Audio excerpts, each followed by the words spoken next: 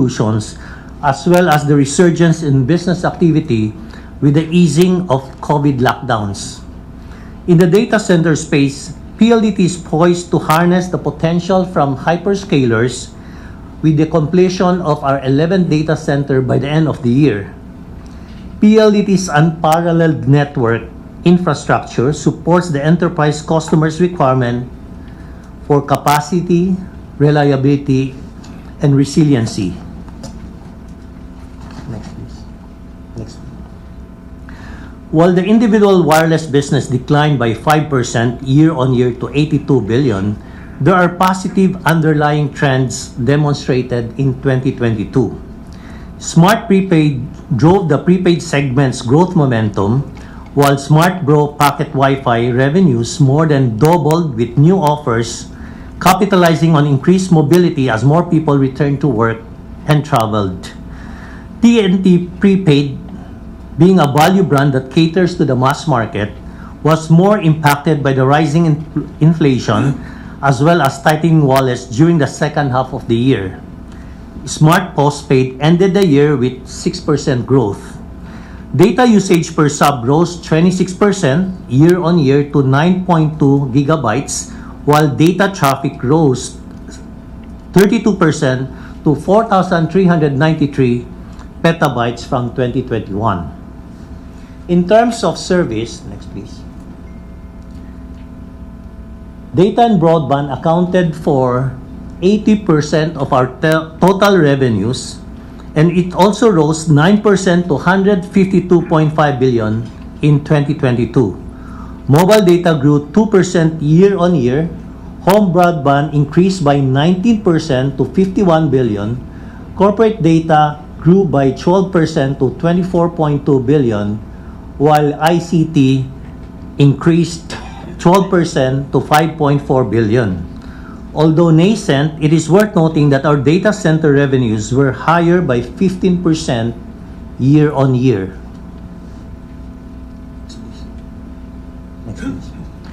Our consolidated EBITDA crossed the 100 billion mark in 2022 as EBITDA grew by 4% to 100.5 billion on the back of higher service revenues of 8.1 billion, which fully absorbed higher cash OPEX, provisions, and accruals.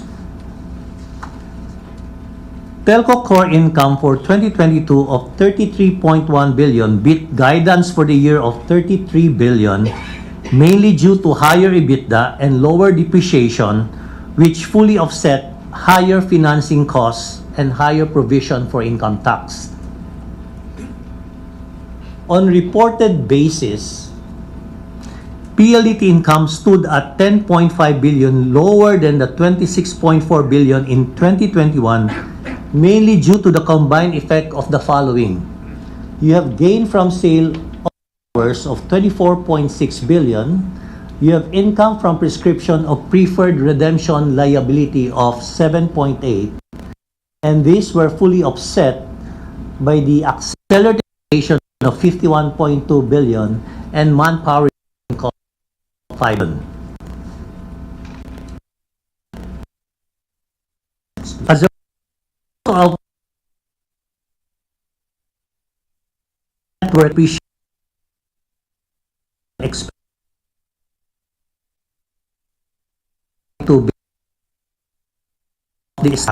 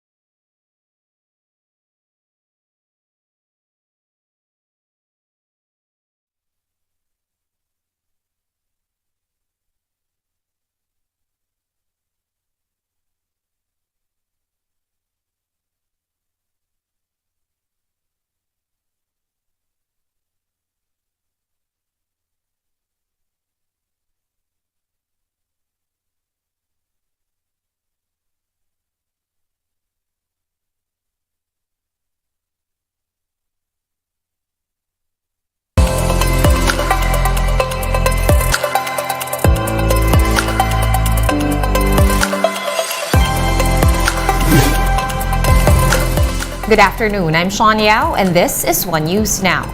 The House of Representatives has suspended Negros Oriental Congressman Arnie Teves for 60 days. In a unanimous vote, 292 lawmakers agreed with the recommendation of the House Committee on Ethics and Privileges for Teves' suspension. This is due to the expiration of the congressman's travel clearance and his continued absence despite orders to return the country on top of, quote, disorderly behavior that tarnished the lower chamber's integrity. President Bongbong Marcos had advised Teves to come home, which the lawmakers said he might just do very soon. For his part, Justice Secretary Boying Remulla has had enough of Teves' excuses. The only advice I can give to Kong Arnie is that habang tumatagal ito, mas nagiging mahirap ang sitwasyon mo. So, mas maaga kang makauwi, mas marami pang option ang mangyayari. Pero pagka masyado nang late, wala na, mapipilitan ng gobyerno. We will have to move without any discussions with him. Kung kayo na ang humiling na umuwi ako, mas mahihirapan ako humindi dahil mas may authority kayo makabigay ng protection sa akin. There's a lot of drama, no? Umuwi na lang siya kung meron siyang pag-aalilangan. He should just go home. Tama na yung arte. Masyado siya maarte. Congressman Arnie Teves could even be expelled after his 60-day suspension. This is according to House Committee on Ethics and Privileges member Raul Angelo Bongalon. Bongalon said that the camp of slain Negros Oriental Governor Roel Degamo plans to file a complaint against Teves with a prayer for expulsion. He also said that the sole basis for Teves' suspension is his continuous defiance to showing up and performing his duties as congressman. Right now, wala pa naman po tayong natatanggap sa Committee on Ethics na official complaint, no, or verified complaint from the camp of the Digamos. So we'll see, no, we'll cross the bridge when we get there po after the expiration of the 60-day period. Moving on now to another story. President Bongbong Marcos confirmed that the 4 new sites for the Enhanced Defense Cooperation Agreement, or EDCA, have already been identified. Julie Baiza gives us the details.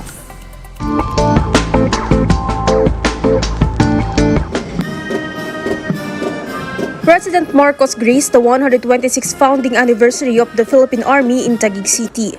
In his speech, Marcos said there is a need to recalibrate the government's approach in dealing with communist insurgency. The president urged soldiers of the government to be catalysts to the surrender and disarmament of communist rebels, noting a decline in their number. Addressing the root causes of insurgency will entail a whole-of-nation approach. Take on the task of peacemakers. Work with national government agencies, civil society groups, the private sector, and the communities themselves in keeping the peace. Marcos also told the army to continue strengthening its relationship with its foreign counterparts. Common security challenges necessitate a more concerted approach among like-minded nations. Share information, learn from the best practices in the region to make our military better. In a media interview after attending the ceremony, President Bongbong Marcos said the new sites for the Enhanced Defense Cooperation Agreement will be located in separate parts of the country, some being near Palawan, while others will be located up north. So there are 4 extra sites scattered around the Philippines. There are some in the north, there are some around Palawan, there are some further south. So iba-iba talaga. It's really to defend our eastern coast. The Defense Department had said earlier that among the planned locations for the new EDCA sites are Cagayan, Isabela, Palawan, and Zambales, areas that noticeably face the West Philippine Sea and Taiwan. Some local governments have earlier opposed the plan as they fear of getting caught in the middle of conflict between US and China over Taiwan. Yung nandito na sila, dito na sila, mag-i-stack, dito sila makikipag-gyera, dito sila, ay mas lalong patay na po kami doon. No, sabi ko nga, ang wishlist ng mga kwan dito, bankers, ano ibig sabihin nun? We're not prepared for that type of war. But Marcos says the administration has smoothened things out with his LGUs. Mukha namang naintindihan nila because most of the those who had interposed some objections are really right now naintindihan naman nila, and they come around to support the idea of an EDCA site in their province. Mobile journalist Julie Baiza, We Are One News. Time now to take a quick break, but One News Now will be back with more stories after that. Stay with us.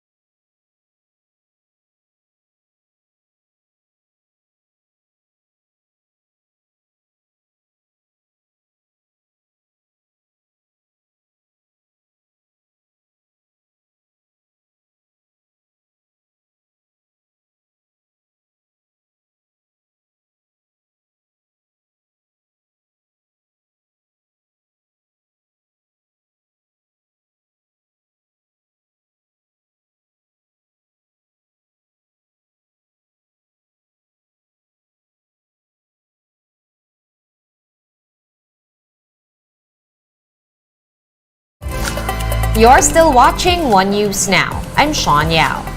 The Holy Islam month of Ramadan begins today. This is upon the announcement of the Bangsamoro Autonomous Region in Muslim Mindanao. They noted that the moon was not sighted on Tuesday night, signifying the beginning of fasting. Ramadan marks the 9th month of the Islamic calendar, which is a time to reflect through prayer, fasting, and studying the Quran. The Ramadan ends with the Eid al-Fitr holiday on April 20 or 21. President Bongbong Marcos joins the Filipino Muslim community in celebrating Ramadan. The president says that the rituals and services during the holy month remind the public of shared moral obligation regardless of faith. And the government is looking to sell more smuggled agricultural goods at Kadiwa stores. This is after the Sugar Regulatory Administration, or SRA, approved the sale of smuggled sugar at Kadiwa stores at 70 pesos per kilo. The Agriculture Department says it is considering selling smuggled rice next, as it does not spoil as easily.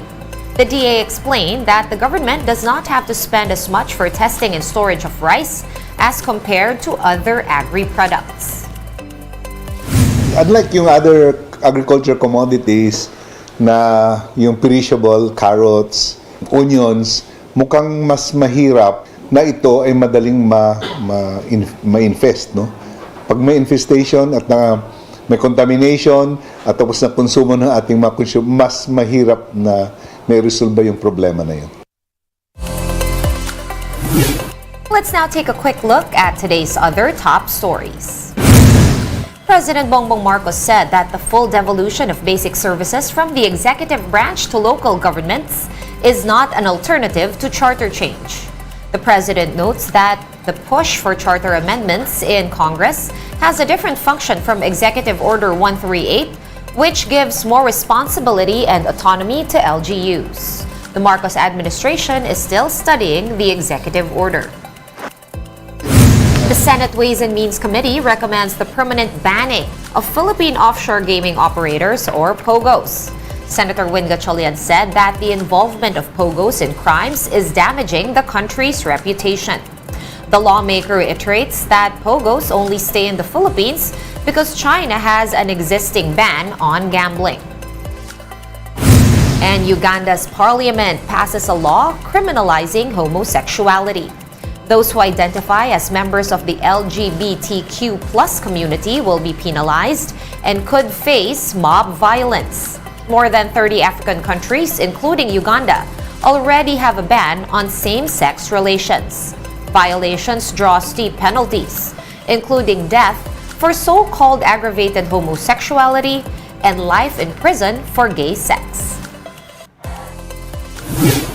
One News Now will be back at 3 p.m.